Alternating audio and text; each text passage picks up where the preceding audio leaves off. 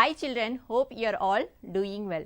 Dear children, let us all utilize this pandemic time for improving our knowledge and skills. Before starting today's session, children, let us look at some of the pictures of the recent incidents that had happened and were in the news. The first picture is of the destruction caused by cyclone Amphan, and the second one is of the lightning, and these two incidents had recently happened in Bihar. And the third picture is a reflection of earthquakes, and you might all have known that on 2nd of this month earthquake tremors were felt in some of the southern parts of Telangana, and the fourth picture is of the volcanic eruption. Children, why are we all talking about these events? As these are the events that cause a huge destruction and cannot be controlled by humans because they are caused by nature. So, there is a special term coined for all these natural events, and it is called as natural calamities. So, today we are going to study about natural calamities.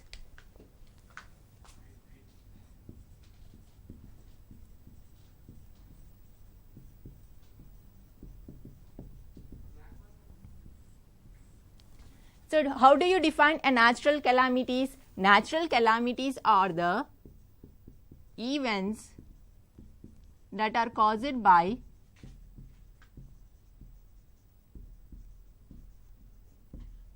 natural factors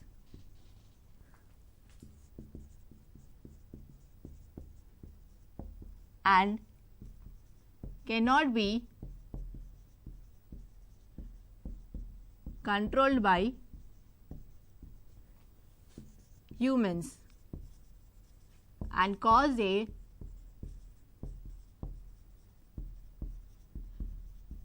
great damage to the life and property. Now, let us see some of the examples of natural calamities. We have landslide, lightning, earthquakes, volcanic eruptions,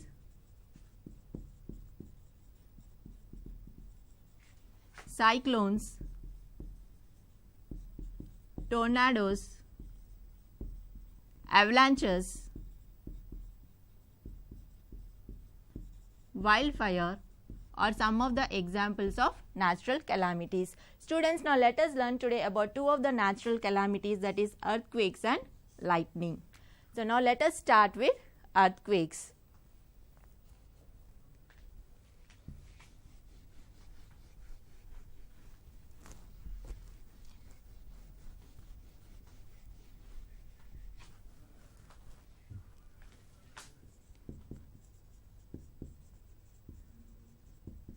So, under earthquake, we will study about the definition, causes, consequences and precautions. So, what is an earthquake? Earthquake is nothing but a sudden shaking or trembling of the earth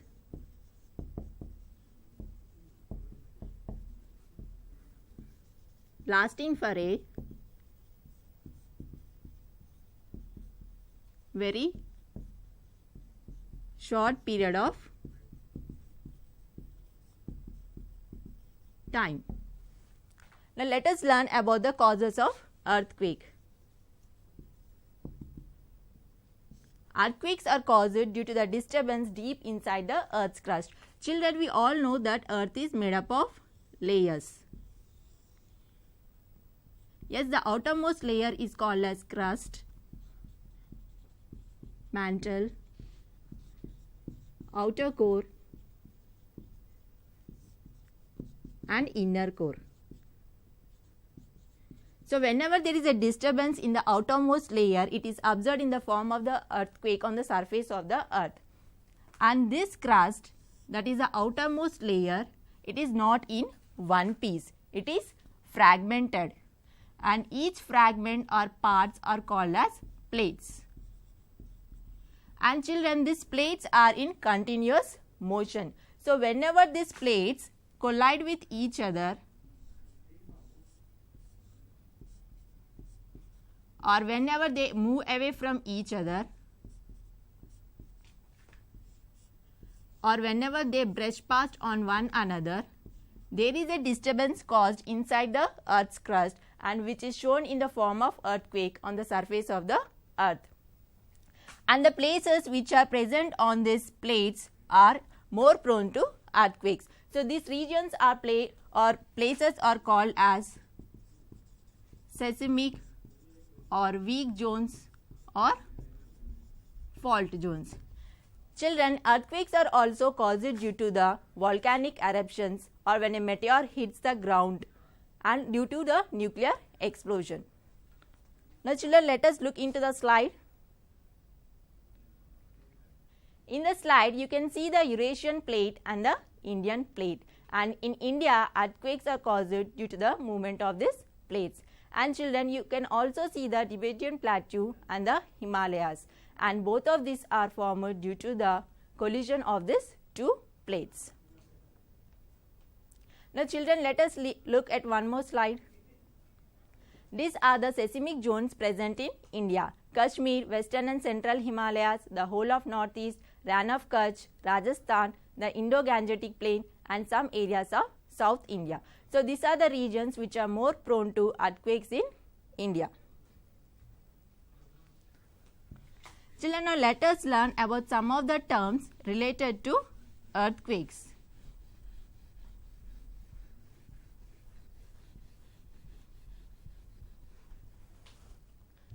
So the first term is seismology. So what is seismology? Seismology is nothing but the study of earthquakes.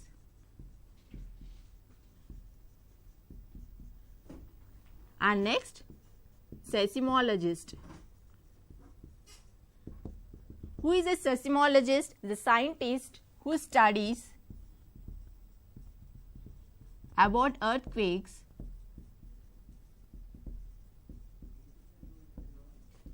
are called as seismologist. Next we have seismic waves. The tremors cause waves on the surface of the earth, and these waves are called as seismic waves, and these are recorded by seismograph.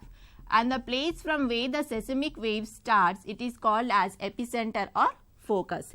Now let us learn about seismograph and seismoscope. So what are seismograph and seismoscope? These two are the instruments used by the seismologist.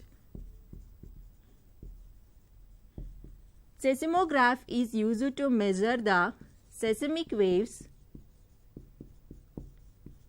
recorded by during the earthquake, and seismoscope measures the time of occurrence of earthquake.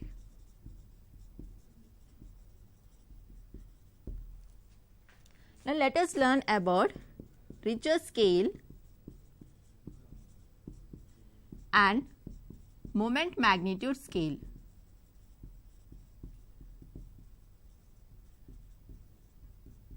These two scales are used to rate an earthquake. Yes, Richter scale measures an earthquake depending upon the size of the seismic waves recorded by the seismograph, and moment magnitude scale measures an earthquake depending upon the total amount of energy released during an earthquake.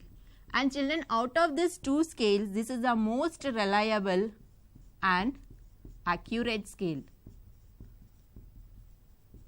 and it is also used to measure the large size earthquakes, and nowadays we are using the moment magnitude scale. Now children, let us look into the slide. In the table you can see the Richter scale reading and the earthquake effects are given. So whenever there is an earthquake of magnitude less than 3.5, the tremors are not felt but they are recorded, and between 3.5 to 5.4 they are recorded and often felt but rarely causes damage. And children, on July 2nd of this month, the tremors which were felt in the Hyderabad were of this magnitude, and the magnitude of earthquake between 5.5 to 6 causes major damage to poorly constructed buildings, and between 6.1 to 6.9 they are destructive in areas up to 100 kilometers, and 7 to 7.9 they are called as major earthquakes and cause serious damage over larger areas. And children, an earthquake of this magnitude had happened in India in 2001 in Bhuj and in 2005 in Kashmir, and an earthquake of magnitude 8 or greater is called as great earthquake, and then they can cause serious damage in areas several hundred kilometers across. Now children, let us see the consequences of earthquake. In the picture you can see that some people are carrying an injured person on a stretcher. So this is the destruction caused by the earthquake, which may sometimes also leads to the death. And not only children this, they also cause destruction of homes, destruction of transport and communication links, contamination of water and spread of diseases. They also lead to tsunamis and landslide. What is a tsunami? Tsunami are the tidal waves created by the earthquakes. And children, on December 26 in 2004, it had occurred a major earthquake in Indian Ocean, which resulted in a tsunami, and this tsunami has caused destruction in the surrounding 14 countries. Children, we know the causes of the earthquake, but still we are unable to predict when and where the next earthquake will take place. So it is better to take precautions to protect ourselves.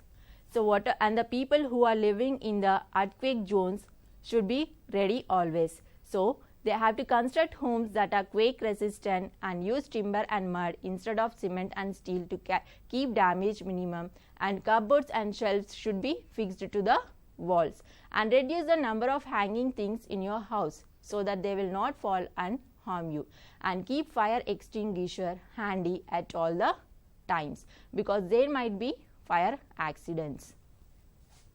Children, what are the precautions to be taken during an earthquake?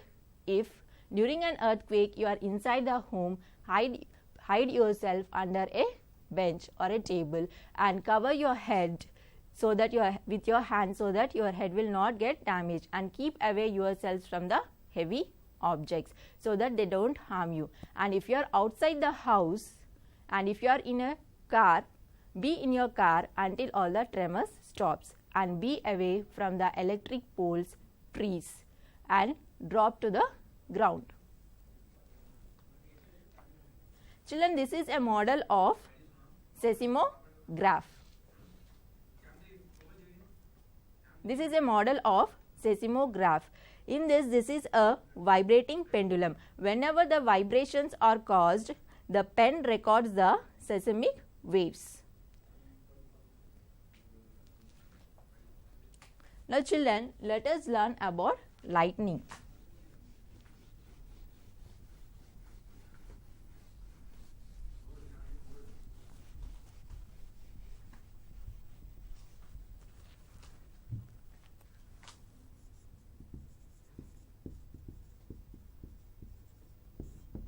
Children, what season is this? Yes, you are correct. It is rainy season.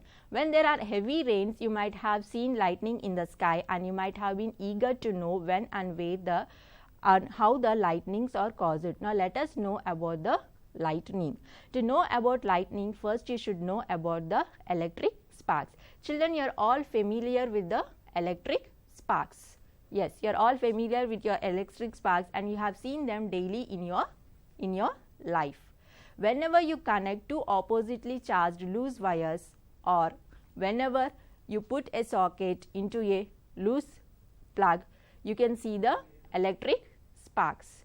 So, what is lightning? Lightning is nothing but a huge electric spark. Lightning is a huge electric spark. And in 1752, Benjamin Franklin has said that the lightning and the sparks coming from the clothes follow the same phenomena. How lightnings are caused? Lightning are caused due to the electric discharge, and to know about the electric discharge, you should know about the charges, the types of charges, how to make an object charged or discharged. Children, we know that every substance is made up of atoms. Yes, atoms in turn are made up of electrons and protons and neutrons. So, let us talk about electrons and protons. Electrons are negatively charged and protons are positively charged. So, in an atom there are equal number of electrons and equal number of protons. It means we have an equal number of negative charge and equal number of positive charge. So, on whole we can say that the atom or a substance is neutral. For example, children, if I take a neutral substance, it is having 2 protons and 2 electrons. If I add an electron to it, what happens? The negative charges will increase and it will become a negatively charged substance. And if I remove an electron, yes, if I remove an electron, what happens? The positive charges will increase. So, it will become a positively charged substance. Children, here you can see in both the cases, I have added electrons or I have removed the electrons. Neither I have added protons nor removed the protons, because protons are immobile whereas electrons are mobile. Now, children, let us do an activity. Here I have taken a scale and I am rubbing on a silk cloth. Now, I am bringing near to the papers. You can see the papers have got attracted to the scale. Can you tell me why the papers have got attracted to the scale? Yes. Now, let us learn about it.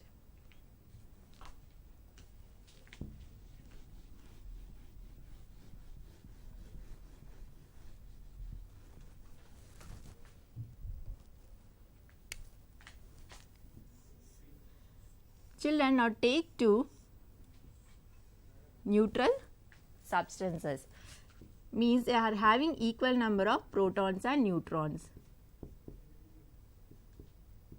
When I rub these 2 substances, yes, when I rub these 2 substances, there are due to friction there are chances that some of the electron may go here.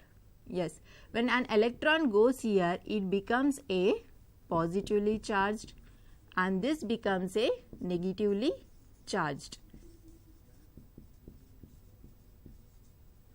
So, before rubbing, how were the substances? They were neutral, and after rubbing, what is happening? The charges are getting transferred. One is becoming a positively charged and the other is becoming a negatively charged substance. For example, children, here we have did an activity. Yes, we have rubbed the scale with the silk and the papers have got attracted to you. And then here the silk has got the negative charge and the scale has got the positively charged. Similarly, when we take a wool and balloons and if we rub together, they will attract, and here the wool will be getting positive charge and the balloon will be getting the negative charge. Like there may be doubt for you, like why wool is getting positive charge only and why balloon should get negative charge only. This will be known by knowing the triboelectric series. Let us now see the slide. So triboelectric series is a list that ranks the materials according to their tendency to gain or lose electrons by rubbing. As you go down the series, the tendency of the materials to attract electrons will increase. For example, children, if I have rubbed the glass with the silk, here the glass will get the positive charge and silk will get the negative charge. Now children, let us go to the next slide, the types of charges and their interaction. Up to now, we have learnt that substances can obtain charges by rubbing and the current produced by them is called as static electricity. Children, in the picture you can see there are two balloons. Now take two balloons and rub them with the woolen cloth. So when you rub with the woolen cloth and leave them, you can see that the balloons have went far away from each other. Why? On rubbing here, the balloons have got the negative charge and the wool has got the positive charge according to the triboelectric series. So both the balloons have got the negative charge, and when we bring the two negative charges, they are moving away. So we can say that the like charges repel each other. Similarly, children, take two refills and rub with a polythene and bring the two refills near to them. You can see that the two refills will move away from each other. Here the refill has got the positive charge and the polythene has got the negative charge. So we can say that the like charges repel each other. Next, children, take a balloon, rub with a woolen cloth. So the balloon has got the so now the balloon has got the charge. What charge it has got? Yes, it has got the negative charge. And next, take a refill and rub it with polythene. The refill has got the negative charge. Now both the balloon and the refill will attract. So from these activities, children, we can conclude that the like charges repel each other and unlike charges attract each other. Not only this, children, whenever we take a neutral substance near to a charged substance, the neutral substance also gets attracted, like the paper have got attracted to the scale. This is because of the induction. Induction is a process in which a opposite charge will be induced on a neutral substance when it is brought in the field of a charged substance. Electroscope. What is an electroscope? An electroscope is a device which can be used to test whether an object is carrying a charge or not. For example, children, here we have made an electroscope. Here I am rubbing the scale with the silk cloth,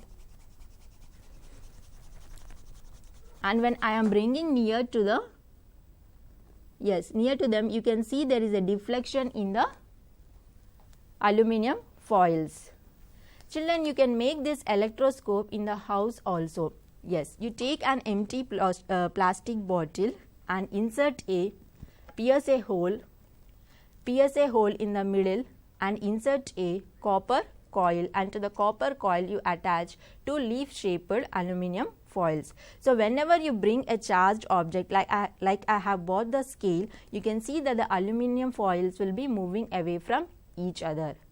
Yes, this is because the charge has got transfer from the scale to the foils, and since the foils have got both the same charges, they are repelling each other.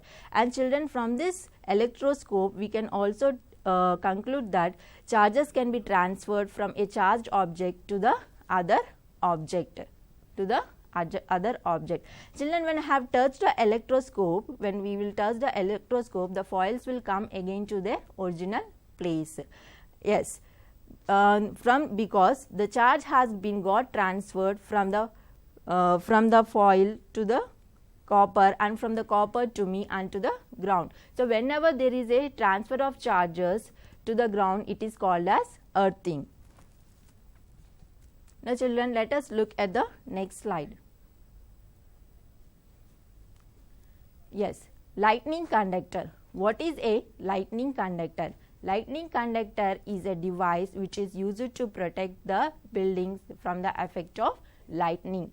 In from the effect of lightning. In the picture you can see, children, a tall metallic rod is installed in the buildings during the construction, and one end of the rod is kept open in the air and the other end is grounded, and both these are connected by a wire. So whenever lightning occurs, whenever lightning occurs, it will fall first on the rod. Why? Because it is very near to the cloud, and since it is taller than the building. Now this rod will pass the charges directly into the ground. And what happens if lightning conductor is not there? The building would catch the fire. Children, we have learnt about the charges. Yes. Now let us learn about the story of lightning. So children, during a thunderstorm, during a thunderstorm there will be flow of the airs.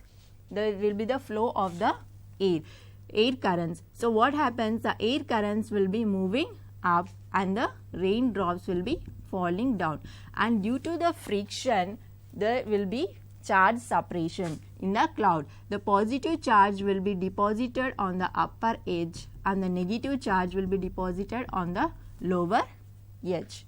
Yes, and on the ground, children, we have both positive charges and negative charges. Due to the induction, what happens? All the positive charges will be on the upper side and the negative charges will be below. And as the like charges attract each other, and when the charges, accumulated charges become very high and air cannot resist them, the negative charges will and the positive charges will meet here, and we will be seeing the bright streaks of light, that is called as lightning. And we can also hear the thunders. Children, do you know why thunders are caused? Yes, why thunders are caused? Thunders are caused because during the lightning the air will be heated up to 30,000 degrees centigrade and air expands. Due to that, the thunder is heard. And children, whenever lightning occurs, you will be seeing the lightning first, and next you will be hearing the thunder. Why? Because the speed of light is more than the speed of sound. Light travels at a speed of 3 into 10 to the power of 8 meters per second, and whereas sound travels at 330 meters per second. So you will be seeing the light first and next hear the thunders. So children, we have already seen that we can protect the buildings by using the lightning conductors. And this transfer of charges, that is from cloud to ground, it is called as cloud to ground lightning. Not only cloud to ground lightning, children, lightning also occurs in the cloud only, and that is called as intra-cloud lightning. And whenever lightning occurs between a cloud to another cloud, it is called as inter-cloud lightning. And inter-cloud lightning occurs due to the induction. Children, now let us look at the precautions to be taken from the lightning. Yes, so you have to select a house or building of low height, and if you are in a multi-story building, you should see that it has a lightning conductor, and use mobile phones than landline telephones, and electrical appliances like computers, TV, etc. should be unplugged, and avoid contact with running water because there will be all the direct sources for the discharging. Children, now let us see what are the precautions you have to take outside. Avoid open places, stay away from poles, don't carry umbrella, do not lie and squat low on the ground. Children, today science and technology has improved to such a great extent that it explains us the causes behind the natural calamities and make us prepare to take the necessary steps to protect ourselves and our property. Thank you.